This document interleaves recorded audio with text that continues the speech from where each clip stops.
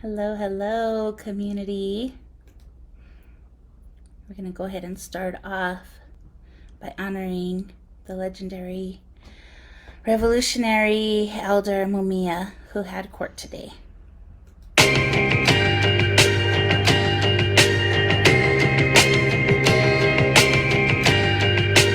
Homeland and hip-hop. To think about the origins of hip-hop in this culture and also about homeland security is to see that there are, at the very least, two worlds in America. One of the well-to-do and another of the struggling.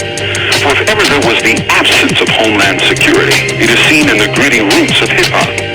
For the music arises from a generation that feels, with some justice, that they have been betrayed by those who came before them. That they are, at best, tolerated in schools, feared on the streets, and almost inevitably destined for the hellholes of prison.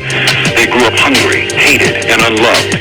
And this is the psychic fuel that generates the anger that seems endemic in much of the music and poetry. One senses very little hope above the personal goals of wealth to climb above the pit of poverty. In the broader society, the opposite is true. For here, more than any other place on earth, wealth is so widespread and so bountiful that what passes for the middle class in America could pass for the upper class in most of the rest of the world. Their very opulence and relative wealth makes them insecure, and homeland security is a governmental phrase that is as oxymoronic, as crazy as, say, military intelligence or the U.S. Department of Justice. They're just words that have very little relationship to reality. Now, do you feel safer now? Do you think you will anytime soon? Do you think duct tape and Kleenex and color codes will make you safer? From Death Row, this is Mumia Abu Jamal.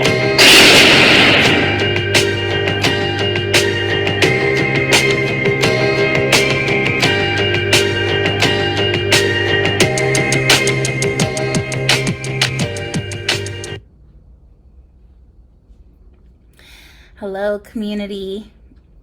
We are here going live tonight for our first rap session. I wanted to share a little bit about what this is about as we get started. So, first of all, I'm Celinda. Most of y'all know me. But for those that don't know me, my name is Celinda Guerrero. I come from the streets. Grassroots community organizer, revolutionary minded. I'm a mama, just out here for my people. And so a lot of the work that we do is about connecting our network and about bringing resources to our people and about creating resources for our people, about writing for our people, and being able to support our folks in a real way. And so some of that involves jailhouse lawyering, which we are calling ourselves street reps because we are on this side of the walls. And big ups, big, huge shout out to all jailhouse lawyers out there that are putting in work across the world, because without you, I don't know what would be happening to our people right now. Conditions would be far worse.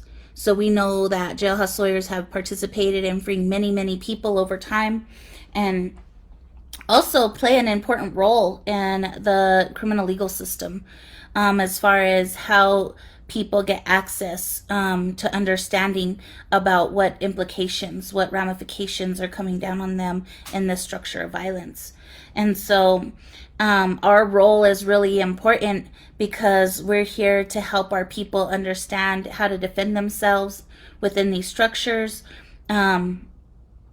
Also, not just in the criminal legal system, but also in civil proceedings, in family proceedings. So it goes much, much deeper than that. And that's a lot of the work that we do out here. We also help with Know Your Rights trainings, cop watches, things of that nature, so that we can help folks have protections while they're out here in the streets. and being impacted by state violence. So that's a lot of what our work is. So the idea behind this live on Wednesdays, having a rap session, is about all those requests that we get in our inbox of like, yo sis, like this is happening right now, or yo sis, like the cops are doing this, or yo sis, like we got a subpoena, or our car got towed by the cops, or all the different things about how people are trying to navigate the structure of violence that surrounds us. So it's really important, right, for us to keep sharing information and sharing knowledge, and also for me to learn and keep learning from my elders, from my comrades, to be able to be our best out here. So we're always sharpening our tools and making sure that we're ready to continue to be revolutionary minded and to continue our community defense work. So the idea behind the rep sessions is because we're street reps, and often I'll get a lot of folks that are kind of asking the similar type of questions or want to know about certain, similar things. I thought, well, what if we had like a live session, a live rap session where we could talk about what's going on in the streets, talk about what's going on in community, what's going on in organizing across this United States empire and across the world here on Turtle Island. So that's kind of what this is about. So I want to welcome folks to go ahead and chat me your questions. If you want it to be private, where nobody could see you, can inbox me. And we're just like, this is a practice session, so we're going to see how this rolls. But the idea is to continue to spread knowledge about some of the things that we're all dealing with out here and experiencing. And a lot of us are going through similar struggles. So the more that we could talk about that as a collective, and the more power we could build together. So that's what this idea about street reps is. So I'm out here to rap with you tonight. So hit me on the inbox. My phone number is available widely, so I actually don't mind if folks share my number, because it's a pretty public number where we're able to collect and contact with community members, with our people behind the walls, whatever, etc. Folks staying connected in networks. So you could hit me at 505-358-0830. Hit me on the line. If you want to use the phone, and you can inbox me for private message, or you could use the chat right here in this live stream, because it might be something you're talking about that other people need to know about. And so that's the idea, is we want to continue to share our information, share our knowledge, share the common struggle that we're in, so that we can continue to build solidarity. So that's what's up. That's what we're doing in this rap session. And before we get in too deep, I just want to take a minute to honor that we're on Indigenous land. I'm coming to you tonight from Tiwa Pueblo land. This is land that has been stolen by colonizers and has been occupied since the Spaniards got here. This land is also known as Albuquerque, New Mexico.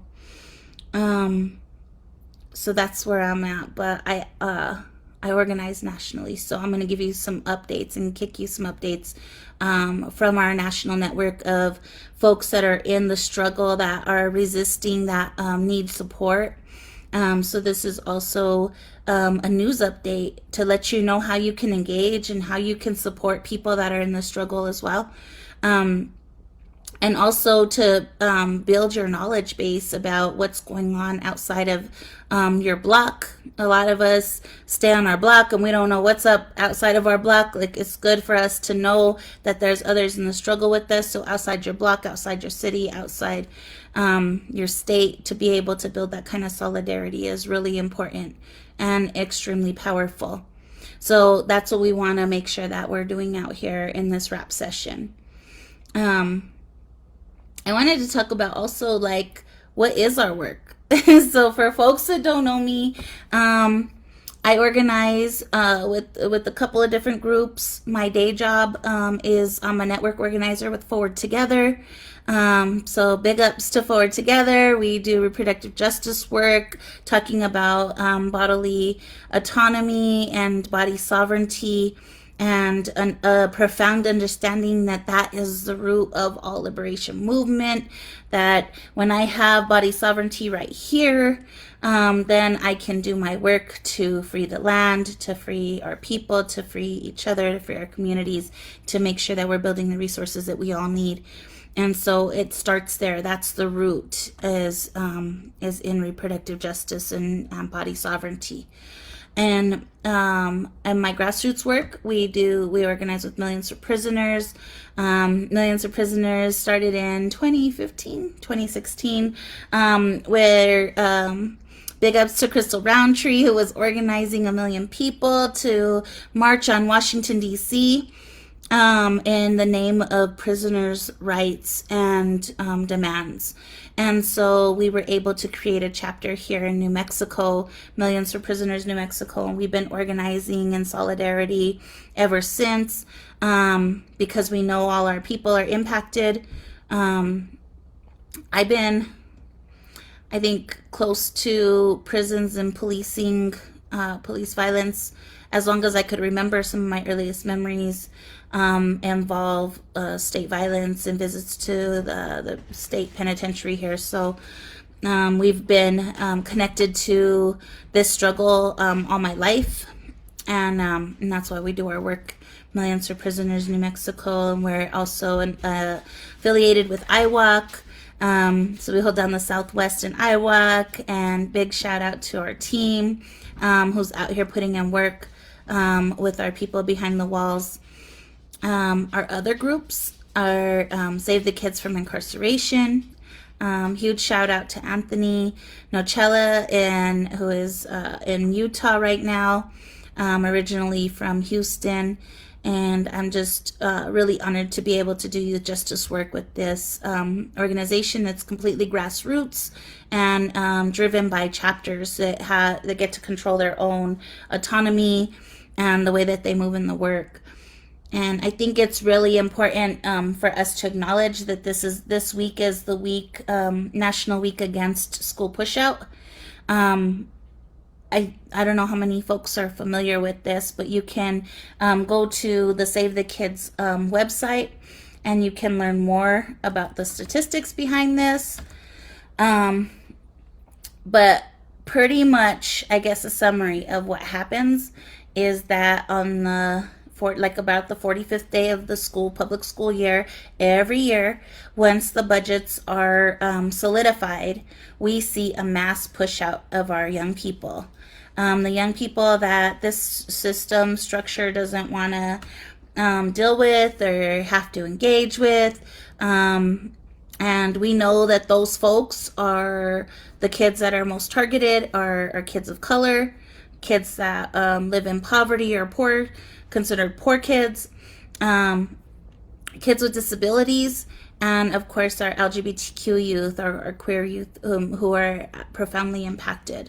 And so we know that these groups of kids get targeted every single year around this time, and that this is the biggest week that we see kids pushed out of public schools. And I think it's really interesting that APS next week is holding they're calling it a school choice rally, where they're going to be sharing with people how to enroll in alternative schools and schools that are outside of the APS structure often. And so it's really interesting that that's happening in coordination with the National Week Against School Pushout. So big ups to Save the Kids from Incarceration. There's chapters across the country. You can go to the website if you want to check it out and get involved. But we organize through hip hop culture. And so we're grounded in being able to use our own culture, our own history to be able to organize for liberation with our young people. And so that's what Save the Kids is. So anyway, that's two of the groups. And the other group I organize with is Albuquerque Mutual Aid.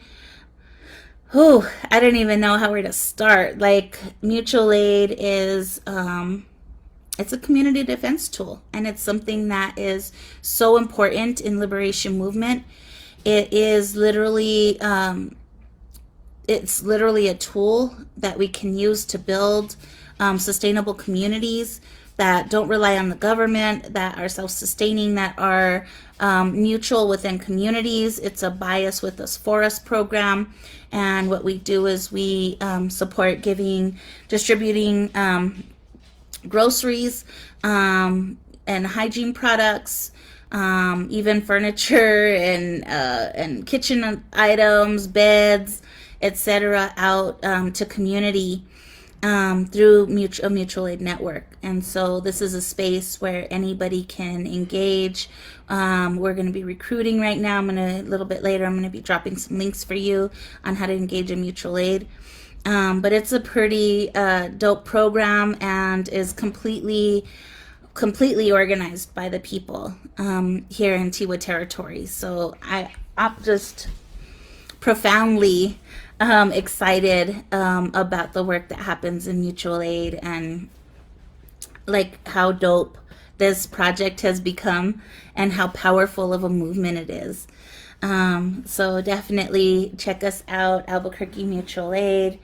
And also, like, if you need support, if your community out here that is like, yo, I can't get diapers today for my baby this week, or we don't have food this week, whatever it is, like, hit us up. We'll do our best to check you out and try to figure out how to support you.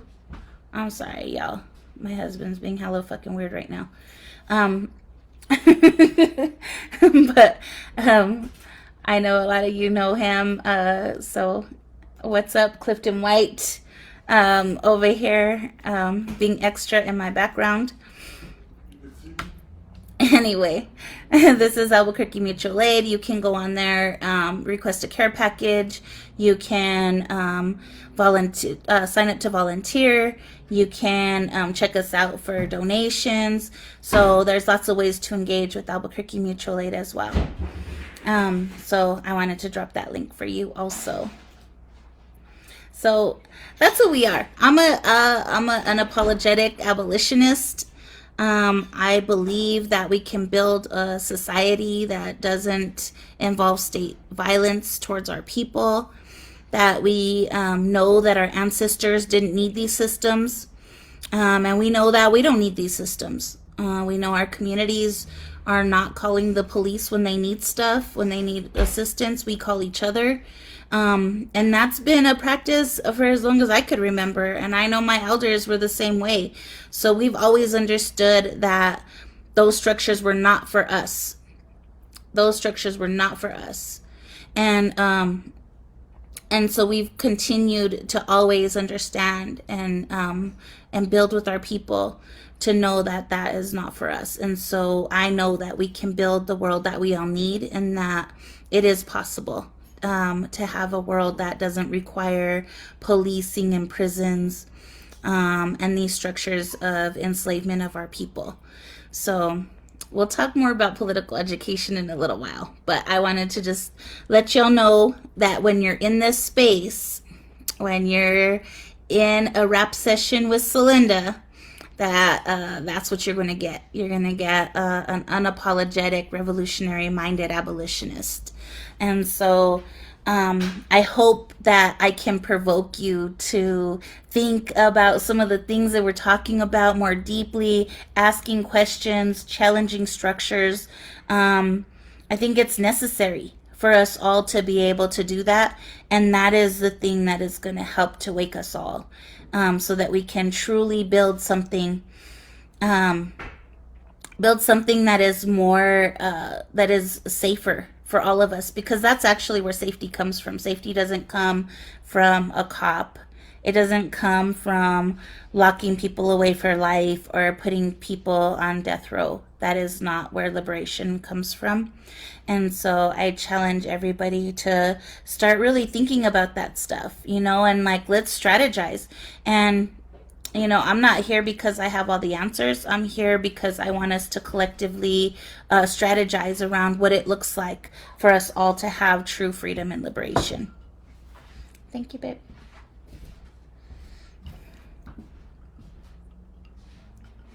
Members Red. It's my favorite New Mexico wine. And if you haven't tried it, I encourage you to try it if you like to sip on some wine. And of course, we support our New Mexico businesses, local business. So back to it. The other thing I wanted to do here in these sessions, in these rap sessions, is let you know what's up, like what's going on out here in these streets. Like, what are people struggling with? And I think the first thing I really want to talk about is that there's, for folks here in New Mexico and abroad, like there's hunger strikes happening right now in Cibola Detention Center and Torrance Detention Center, which are both immigrant detention facilities. It's happening on the immigrant detention side. These facilities also imprison federal prisoners, and some of them have county prisoners, up in Torrance. So these strikes are happening on the immigrant detention side, and we already have received word that the organizers who are protesting the conditions that are in these prison facilities in Torrance and in Cibola have already begun to be targeted and retaliated against, and they're actually expediting their detention hearings, or their detention hearings, to try to deport them in an expedited manner. So why is this important? Because what are we, the land of the free? Yeah, the land of the free. And there's arbitrary borders that have been established by the U.S. empire on this colonized territory, that where there's rhetoric that tells the community, the society, that people who are migrating are not good for our society, for our community, and we know that that's not true. We know that's not true, and that none of that is real, and nobody deserves to be behind the walls and to be in unsafe conditions, to be harmed, to experience violence. We know that violence inflicted by the state only continues the structure and the cycles of violence that we see out here. And so we have to resist that at every point. And I think, for folks in New Mexico, we're out here and we're living our lives, and we don't even, just down the street, just literally down the highway, there are people in a detention center that are on a hunger strike right here in New Mexico because of the way that they're being treated right here in this state, in these facilities that had been set up. And so it's imperative that we continue to be in solidarity with people that are confined, who are being harmed, because we know that when we elevate those that are being most impacted, that all of us rise, and that liberation is possible for all of us as soon as we can seek it for those that are most impacted. So I want us to really be thinking about that as we're having this discussion. But both Cibola and Torrance are on hunger strikes, and tomorrow morning at 9 o'clock you can join our Freedom Mall group, who has organized a phone zap. What that means is that we will be having organized calls, to flood calls and emails to the structures, the power holders over these hearings. And right now we're advocating for Orlando. He is one of the organizers who started the hunger strikes and who's being retaliated against. And I want to go ahead and drop the phone zap info for you here. This is the Facebook event page. You can share it widely here. You can also find the phone zap information on our Twitter, on our Instagram. But share widely with folks that are also concerned, because we need to make sure that people who hold power in this territory understand that we are the ones who elected them, and these are our tax dollars that are being used and weaponized against powerless people who are just seeking safety and asylum. So I encourage you all to go to that event page, join the Phones app tomorrow. Also, if you don't have capacity, you got a job, you got daycare issues, whatever, we know we're a part of this community and in the struggle. If you can't join at 9 o'clock tomorrow morning, there are on the event page, there's information on ways that you can do calls, emails. You can do that on your own at any time. So it does not have to be during the Phones app hours. But what we wanted to do was set up a Phones app hour, so an action hour, so that you can do it in solidarity with other folks that are also making calls and emails and doing outreach. And also hear from people who have been organizing with some of the prisoners and supporting some of the prisoners that are impacted. And that way you can become proximate to what's going on. And I want to talk about proximity for just a moment, like about how important it is for us to be proximate to those that are most impacted, to be proximate to the struggle, to be proximate to the things that are happening. And when I say proximate, it means to be close to. We have to get close. We have to be close to the things that are happening so that we can have more deeper understanding. That's literally the way that we can overcome prejudice and rhetoric in the society. So I want to challenge folks, get proximate to these issues, to these struggles, because those are our people. We're all a connected people. We know that Orlando's freedom is our freedom and mine is his. So that solidarity is really important. So that's what's up. We're supporting folks that are on a hunger strike right now in Cibola and Torrance. I also wanted to share information about a group called Innovation Law Lab, who's supporting folks behind the walls in these detention centers as well. And there's some media on there to tell you deeper about what exactly is going on inside of these ICE detention facilities and why we need to abolish ICE. So important that we abolish ICE. So also behind this action for Orlando, I want you to know that there's going to be more actions to come in solidarity with folks behind the walls. So be on the lookout for that. We're going to continue to do work and to support our folks that are behind the walls. So please stay tuned.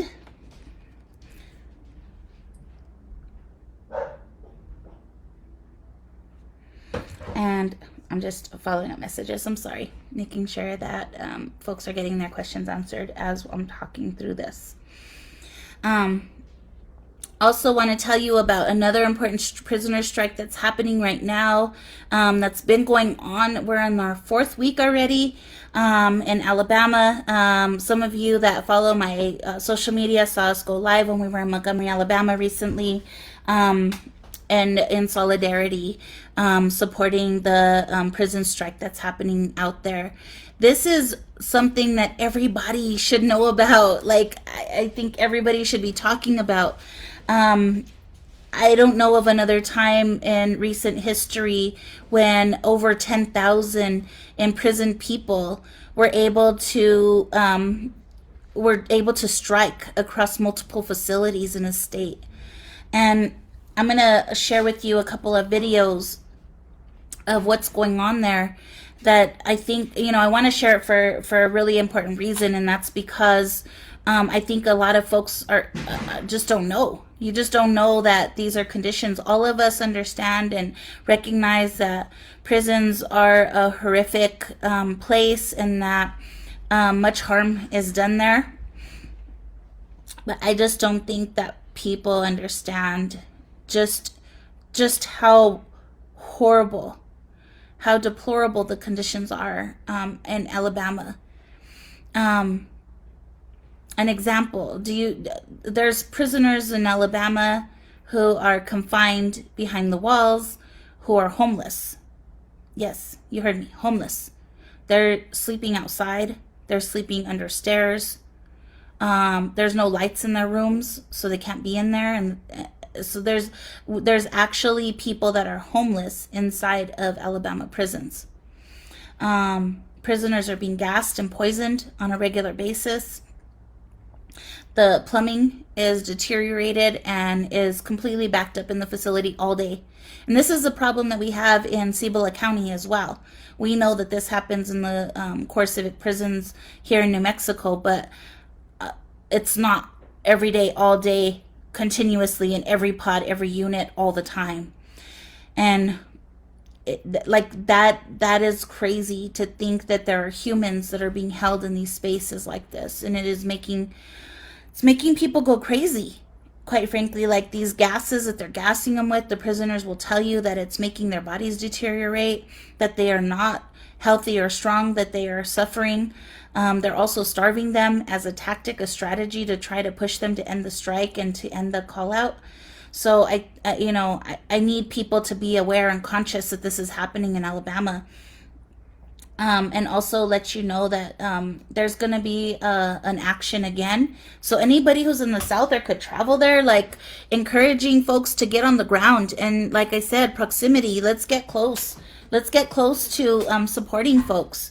And, if you can organize a solidarity action in your city, if you can't travel to Montgomery, you could do something on the ground where you're at in solidarity and resistance with our folks.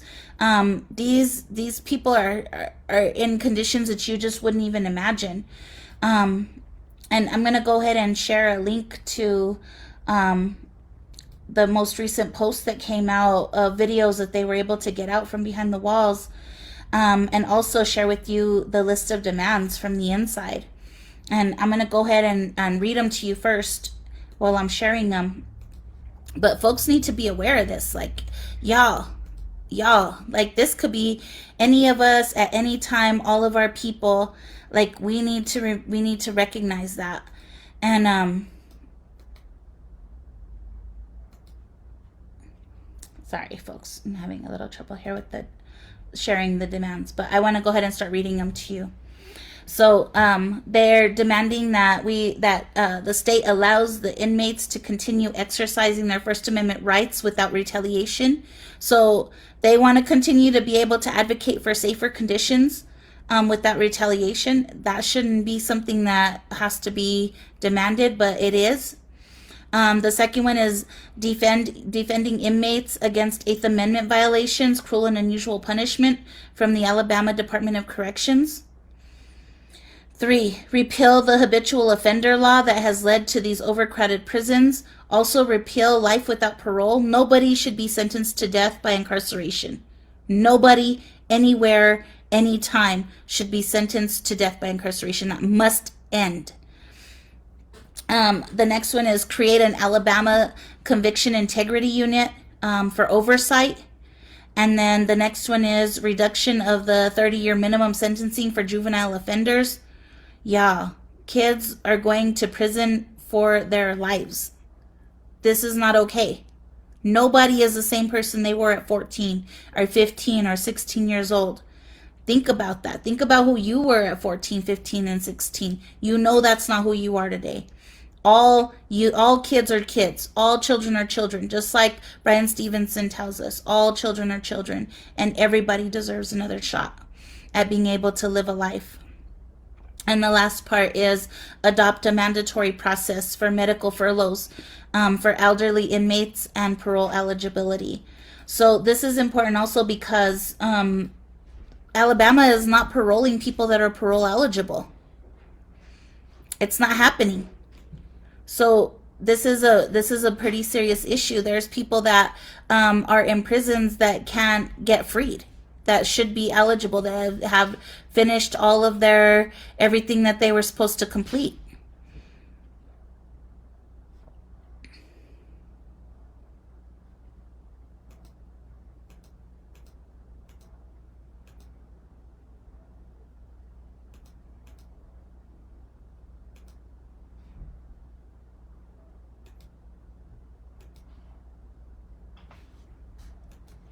Yep, I'm freezing up. Sorry, folks. Froze up for a second. Probably there's more stuff they don't want us to talk about out here. But anyway, I'll be dropping that into our Facebook as well, and sharing the prisoners list of demands that everybody needs to hopefully get behind. Like, I can't believe that anybody would be opposed to supporting this for people who are confined. And so it's really important that y'all understand how serious this is. People are dying. People are dying every week. People are dying in Alabama prisons. The mortality rate is crazy what is going on there. So that's a link to see the list of demands. And then I also want to share, this is a video that was made at the protest. This is a song that was created at the protest. So just a huge shout out to Inmate Lives Matter, who published this video. This shit might be the realest shit, nigga. Everybody everywhere to be able to hear this song and know this, because this is Streets don't expect nothing but real shit from a nigga like me. Hey, let the beat build. Yeah, street tears. Them people don't know how we feel. Who gon' drive the street tears? Life get too hard, but I'm three real. Street tears. Fight this battle up a steep hill. The streets crying, listen to these street tears. So deep in thought, a GPS can't even find all this shit I lost. All that pain inside a nigga built up like a wall. I be really wanna talk, but don't know who to cross. Rizzo died at 19 and I feel like it's my fault. Keep your receipt, the price to be the boss ain't worth the cost. Life will throw your Hail Marys, you gotta be Randy Moss. The streets will turn a nigga cold, Jack Frost. I'm praying for my people, we need better days. And for all my niggas that had to see an early grave. Free my homies out that cage, y'all gon' see the sun. They say life like chess, but I'm just pushing buttons. All this weight on my shoulders feel like I'm pulling tons. I would talk respect all, but feel none. I swear I seen it all, like the book of Eli. This what it sounds like when the streets cry. Let the beat build. Street tears. Them people don't know how we feel. Who gon' drive the street tears? Life get too hard, but I'm three real. Street tears. Fight this battle up a steep hill. The streets crying, listen to these street tears. We done been through so much in real life. We don't know what real love feel like. All this pain, all these scars, I just wanna go to Mars. Get away and go far. All these empty halves, broken dreams. Feel like I wanna fly away, but got broken wings. They tryna trap him in the cell, he was just 15. No matter the X, they thought we'll get it by any means. It's by any means the bullshit get minimized. Damn. Young and black, you automatically penalized. Stay woke, my nigga, this modern day genocide. R.I.P. Andre Terry, much love and enterprise. These real nigga vibes. Slide down the runway, keep your head in the game, cause it can happen any given Sunday. And Mr. Officer, we got something to say, we still need justice for Mr. Greg Gunn and Dante. Let the beat build. Street tears. Them people don't know how we feel. Who gon' drive the street tears? Life get too hard, but I'm three real. Street tears. Fight this battle up a steep hill. The streets crying, listen to these street tears.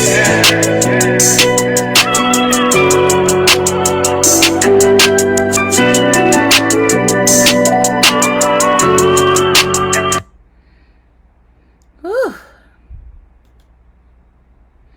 Y'all, truth tellers.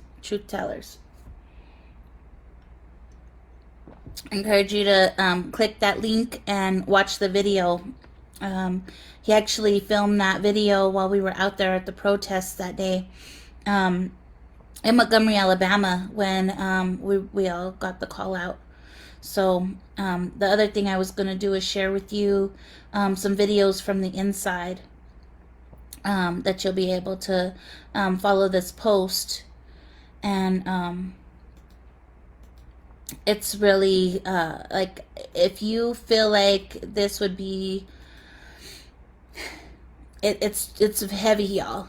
It's really, really heavy, y'all, of what folks are dealing with behind the walls. So, this is not for people who have a lot of trauma, who are struggling right now. Make sure that you're in a safe place, that you have the care that you need before you start to watch these videos, because they're extremely profound. Behind the walls. But it's important, that we get proximate, that you're able to see, that you're able to get close to and understand exactly what's going on. Like, we need you to understand, like, these folks are sharing and risking their lives to get these videos out, because their, like, literally lives are at stake.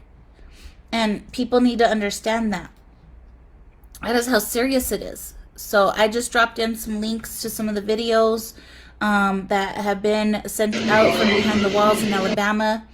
The governor, Kay Ivey, is trying to hide and cover up that this is going on. And I think it's really important that that she gets called out. She needs to be held accountable for what's going on. And I think what the other thing that's really important is that there's election coming up right now. Alabama's election is up right now, and folks that are able to vote in that region, which for folks that didn't know, in Alabama, prisoners can vote. So if y'all need voting support or anything, get at us. We're in a network. There's some dope organizers on the ground who are doing profound work to make sure that everybody has access to the vote, because there is power in that, and not that voting is going to bring us liberation or freedom, but voting is harm reduction. Being able to take power from people like Kay Ivey in Alabama is something that is extremely important and extremely necessary right now for the safety and the lives of those folks that are suffering.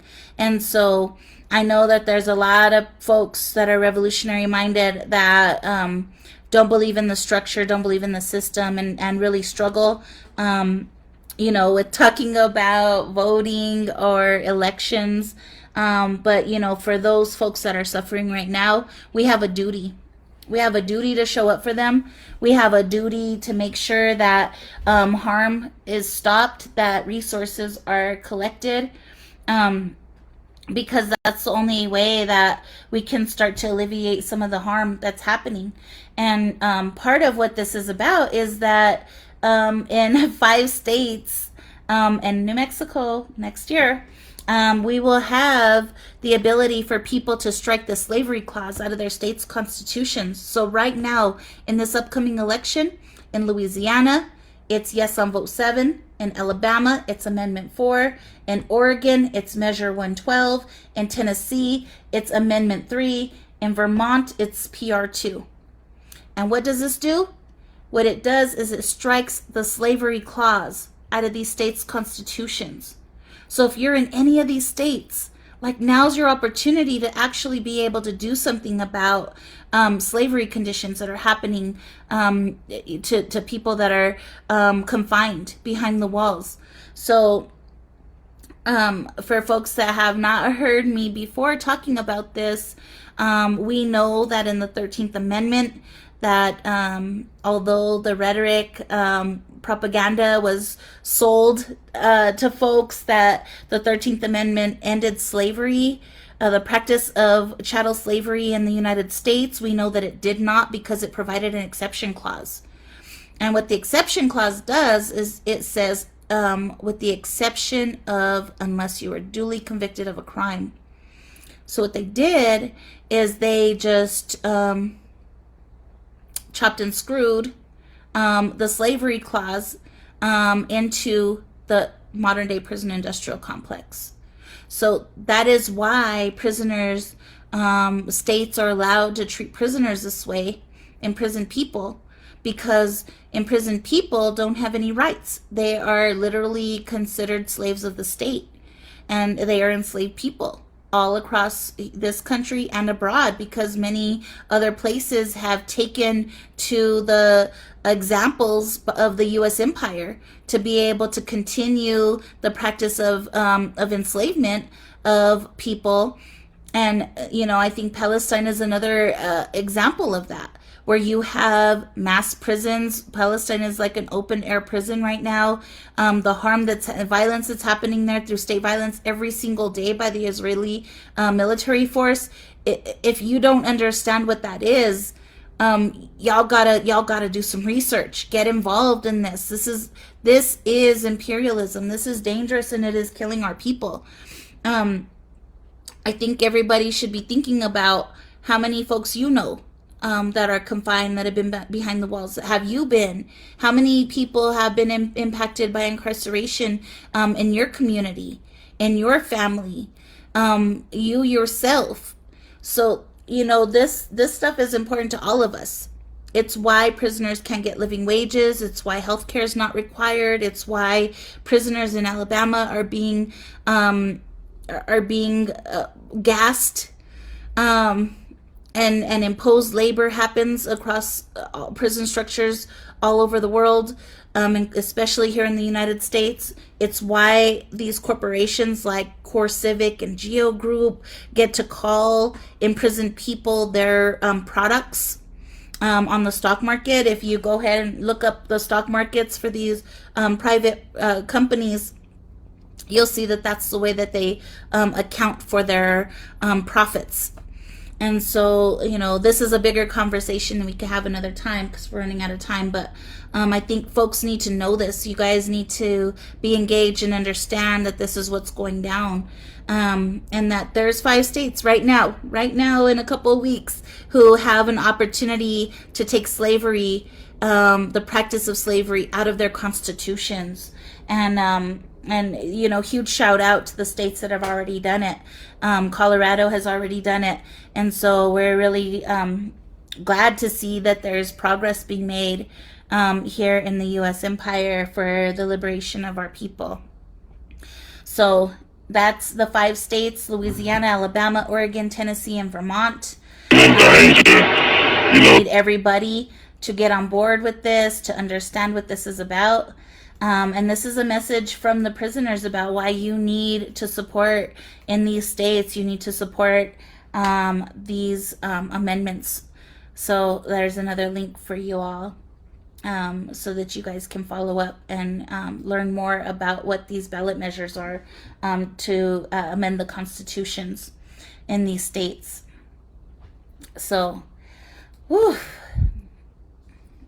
Alabama, y'all, my heart is with you. Solidarity to those that are in the struggle, and to all of those folks that are risking their lives right now for the freedom and liberation of not just yourselves, but everybody else that's with you. Solidarity. Thank you for your resistance. Speaking of, I wanted to shout out our comrade Casino, who's in Louisiana, who's been transferred out of Angola. All of our comrades who have organized with Casino over these years, who have been in contact with him, understand how powerful and profound he is as an organizer behind the walls, and that this retaliation is unjust, and that we need to all be checking on him, send him letters, look him up, call the warden, because retaliation is also happening in Louisiana. And we need to make sure that we're checking on our folks, and making sure that these organizers that are behind the walls, that are revolutionaries, are protected when they're doing their work, and that the retaliation is lifted out into the light so that accountability can happen. So huge call out for folks to be looking after Casino and checking on him.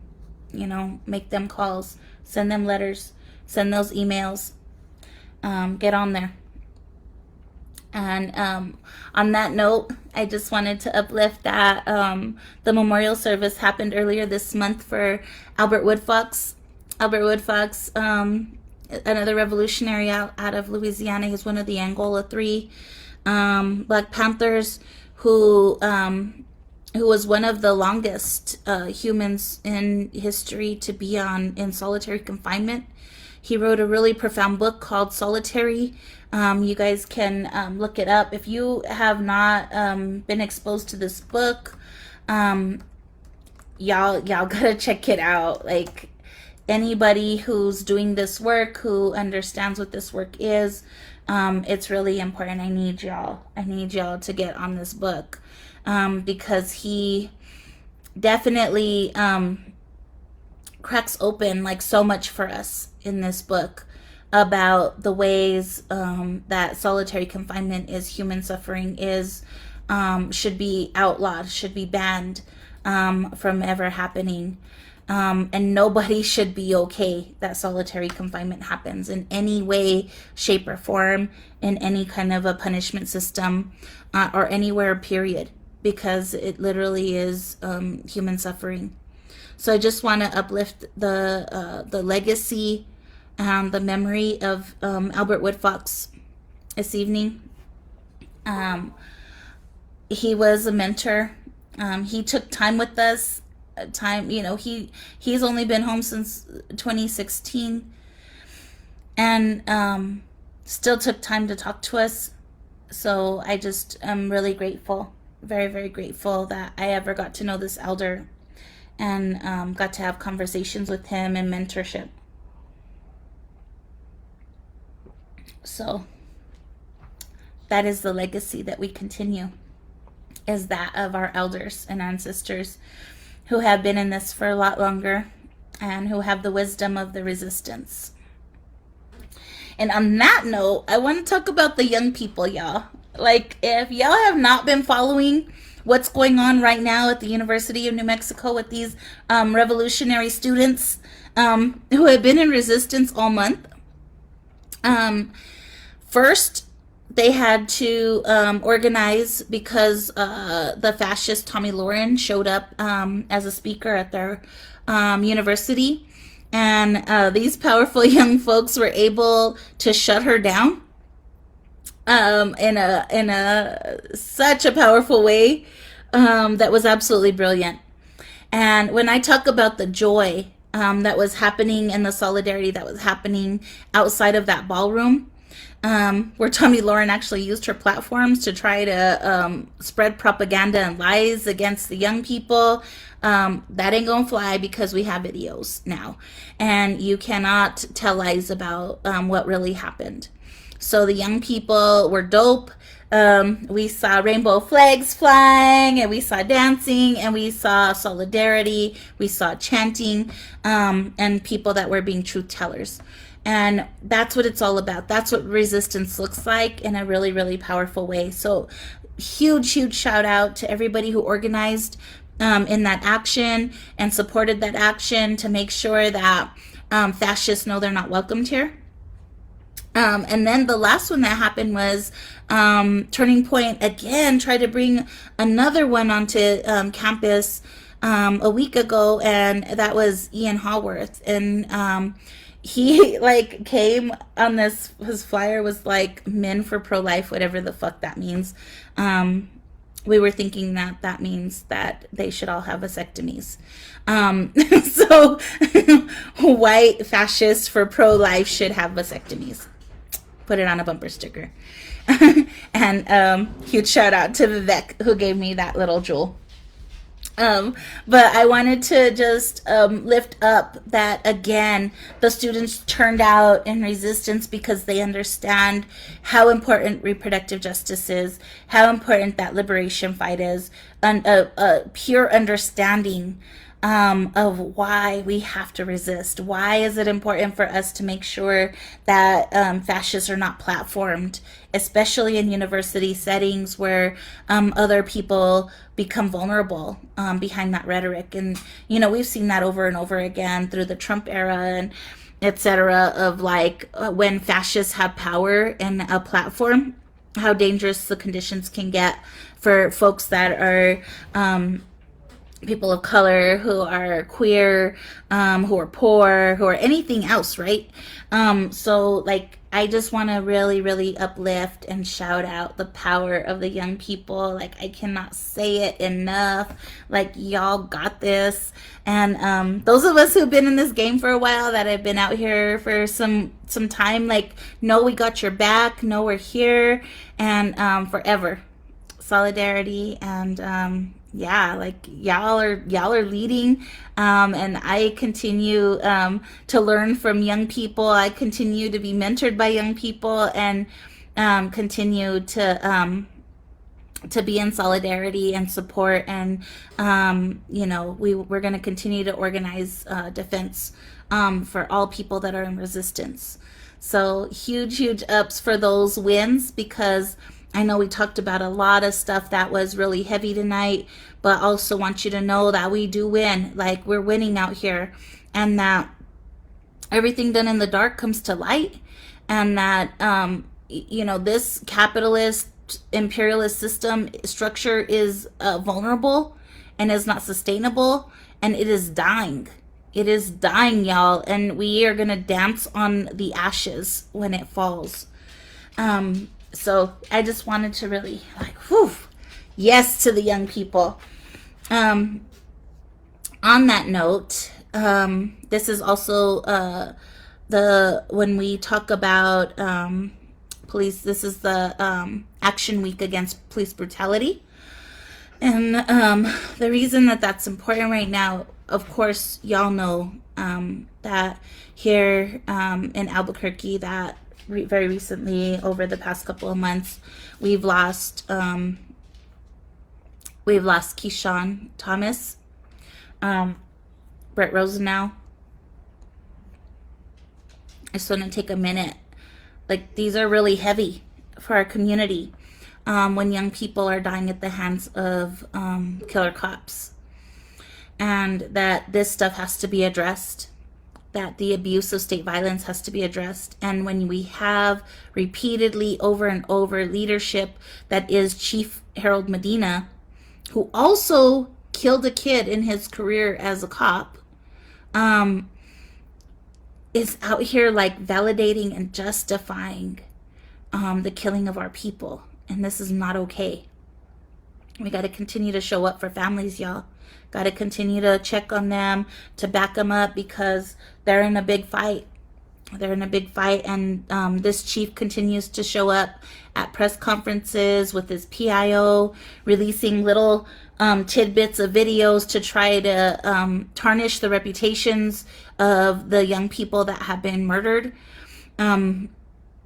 I think it's important for us to continue to call that shit out, and also to hold him accountable for what he's doing to young people right now. Like, recently he did another interview where he's calling a 14-year-old a man, and saying that he was on a violent crime spree.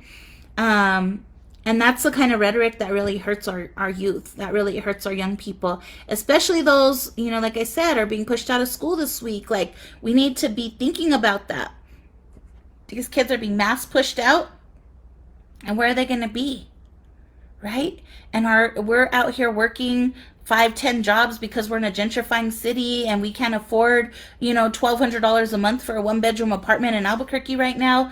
And our kids are out here, and they're being criminalized. And we have a chief of police that is spreading rhetoric that says that youth are dangerous. It's like the same super predator language that happened against us in the 90s by Hillary Clinton.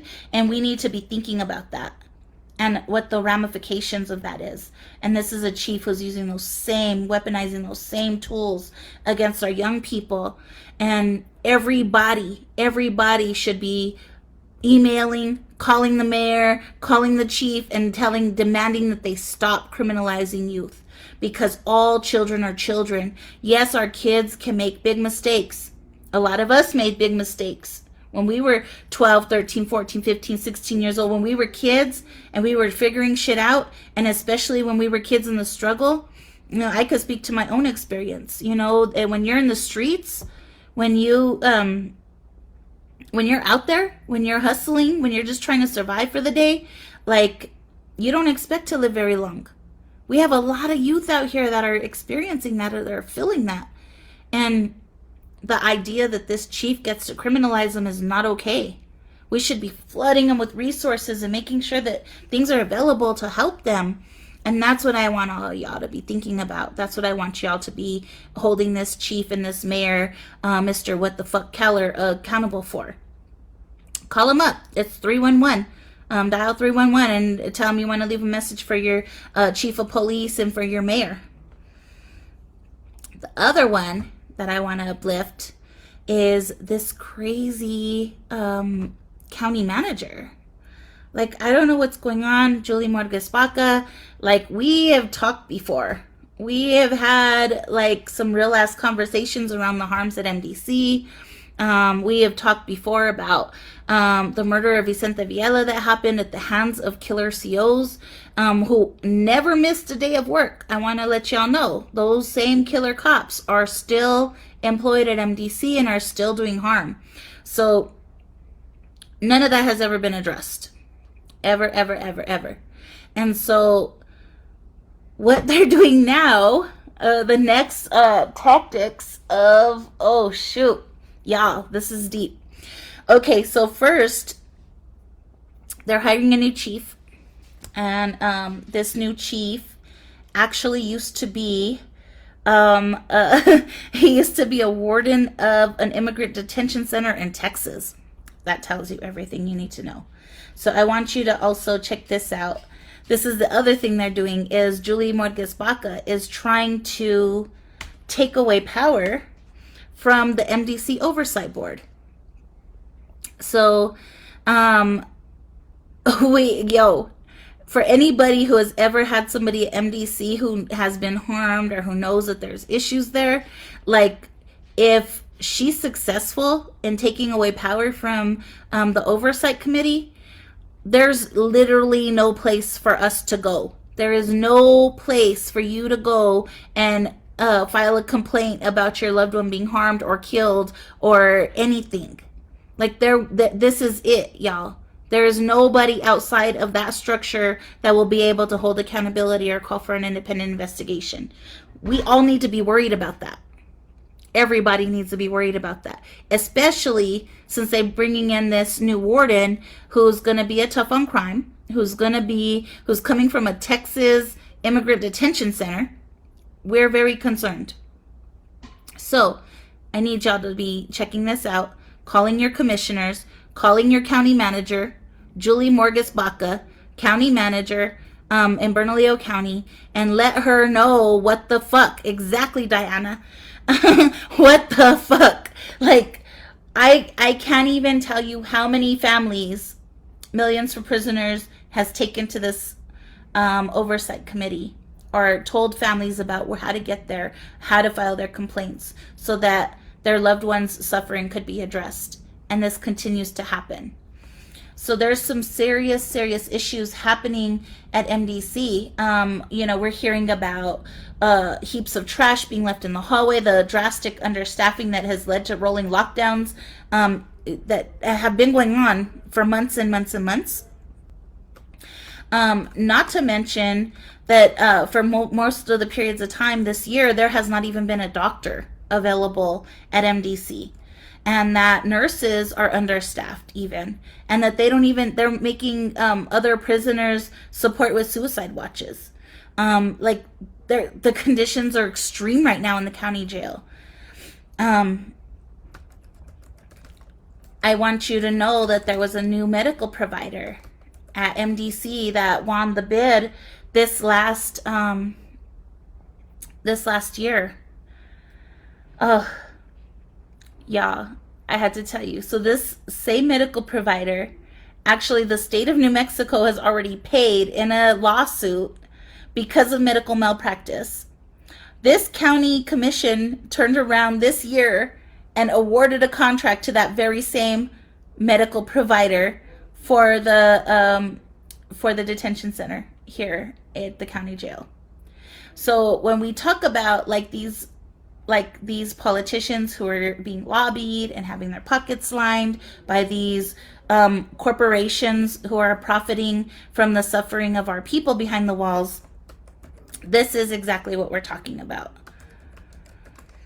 And I want to share with you information about that contractor, because that happened. It's happened already, and it's being done like in the dark, and nobody gets to like contest it or know about it. It's just crazy. It's just crazy what is happening out here. And you know, for any of us who have been incarcerated at the at MDC, understand just how bad and harmful this could be. So folks, check out Corizon. Corizon was awarded this this contract. They have had multiple lawsuits against them. No doctor, no director, cut nurses' wages, won't allow nurses to check on like even do their jobs, the ones that are there. You know, we've heard from people inside of MDC who have been fighting and pushing back against this stuff. But I think y'all need to get like here and also make calls, figure out like how are we going to take back power when it comes to the harm that's happening behind the walls there. And again, that's Corizon, and they were awarded the contract this last year by this county commission. And one of the first things that they did is they fired most of the nurses and lowered their salaries.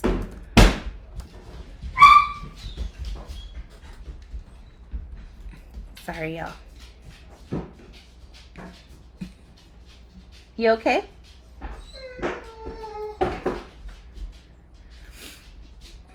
Oh, Corizon. Check it out. They're the new medical provider at MDC. So, call Julie Morgus Baca. Let her know what is going on at MDC. This shit is not okay. That new chief was scheduled to start work today. We need to be questioning how this even went down without a public notice. And the public notice only came a week before his start date. So definitely not enough time for people to be able to evaluate exactly what was going on. And also knowing that those are your tax dollars. Like, we're paying probably his relocation fee. We're paying his salary.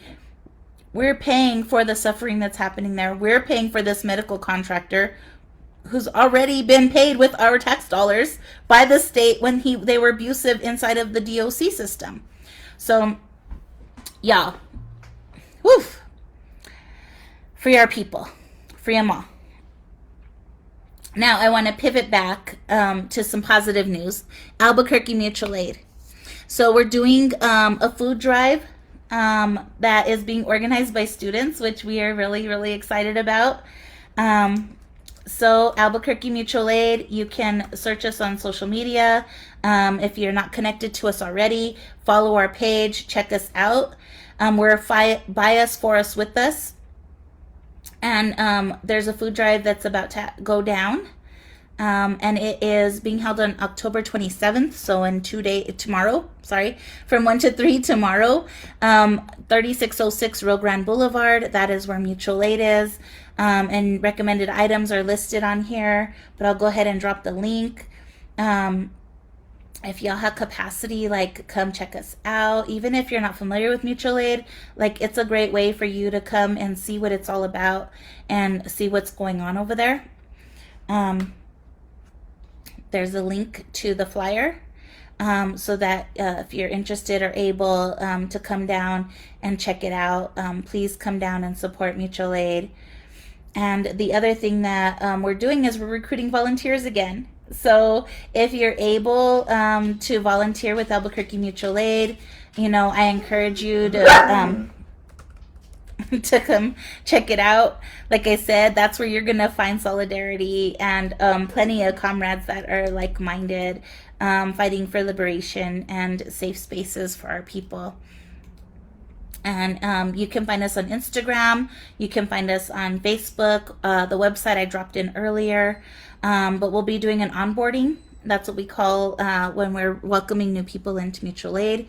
So there's an onboarding happening. One happened this evening. The next one will happen on October 29th at 11 o'clock.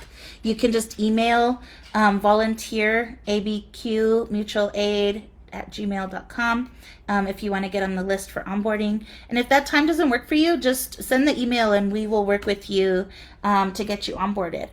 But if you're interested in volunteering, building relationships with Albuquerque Mutual Aid, this is a great way for you to get involved. So call out for volunteers, for our food drive, for Albuquerque Mutual Aid. Yeah, check it out. It's pretty dope, y'all. I know when y'all get there, it will blow your mind. Because the other thing that we're up to is recently on South Broadway, the community fridge that was down here, it got burnt down, unfortunately, so we lost that as a resource for our community. So we're working on a new community fridge for the Arno Garden. So we're really excited about that. And if you want to get involved with supporting the free community fridge so that we can have fresh groceries for our community members, as well as a charging station, we're going to be working on that as a resource at the Arno Garden. So if you're interested, hit me up, hit my inbox. I shared my phone number earlier. I'll share it again in the chat. Just get at us, get connected. We're here organizing on the ground. Gosh, what's my phone number? Sorry. There's my phone number. Hit me up if you want to get connected. Also, if there's anything else I talked about tonight that you want to learn more about, or you want to have a one-on-one, things that you want to get deeper involved in, just let me know. Like, hit me up. You can inbox me. You could email us. You could call me. Get involved. Like, get connected, because we are mighty together. We are a mighty force, and we have resources. Like, we live in abundance in this capitalist society. So there's definitely resources out here. The other big events that I want to uplift really quickly is November 1st is Transgender Parents Day, honoring all of the queer families, all of our families that look all different kinds of ways, because families get created in all different ways, and we want to honor that. We want to honor that and everybody being their whole selves in a free and liberated way. So just huge shout out to all of the queer parenting that's going on out here, to all of the, all of the mix of families. Like, everybody who has been impacted by the things that we've been talking about tonight, understand that families are created in lots of different ways. So big ups. November 1st, we are celebrating all of the ways that our families show up in the world. November 20th is Trans Day of Remembrance.